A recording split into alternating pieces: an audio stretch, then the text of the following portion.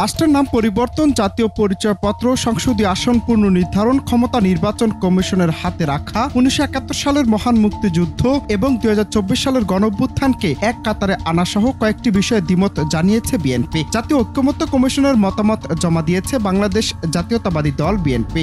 রোববার দুপুরে দলটির স্থায়ী কমিটির সদস্য সালাউদ্দিন আহমেদের নেতৃত্বে একটি প্রতিনিধি দল জাতীয় সংসদ ভবনে জাতীয় ঐক্যমত্য কমিশনের কার্যালয়ে গিয়ে লিখিত মতামত জমা দেন। এ সময় সালাউদ্দিন আহমেদ বলেন, সংবিধান সংশোধনের কিছু প্রস্তাবে নির্বাচিত প্রতিনিধি ক্ষমতা খর্বের প্রস্তাব মানে না বিএনপি। আগে সংসদ নির্বাচন হওয়া উচিত, গণভোট নির্বাচন নয়। বিএনপির স্থায়ী কমিটির এই সদস্য জানিয়েছেন, দুর্নীতি দমন কমিশন সংস্কারে 20টি প্রস্তাবের মধ্যে একমত বিএনপি। বিচার বিভাগের সবগুলো প্রস্তাবের সঙ্গে একমত। প্রশাসন সংস্কারে 26টি প্রস্তাবের মধ্যে অর্ধেক প্রস্তাবে একমত বিএনপি। তিনি বলেন, সুপ্রিম জুডিশিয়াল কাউন্সিলের আদলে লোয়ার জুডিশিয়ারি প্রস্তাব করেছে বিএনপি।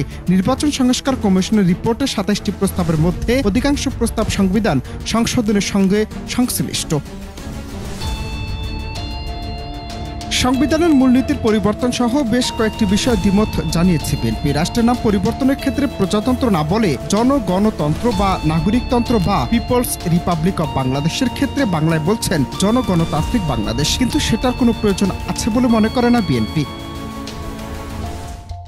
তবে কমিশন ইতিমধ্যে সংবিধান, নির্বাচন ব্যবস্থা, বিচার বিভাগ, জনপ্রশাসন, দুর্নীতি দমন কমিশন ও পুলিশ সংস্কার বিষয়ে সুপারিশ সহ প্রতিবেদন জমা দিয়েছে। 38টি রাজনৈতিক দলকে 13 মার্চের মধ্যে মতামত জানাতে অনুরোধ করা হলেও এখন অনেক দলের মতামত জমা দেওয়া বাকি।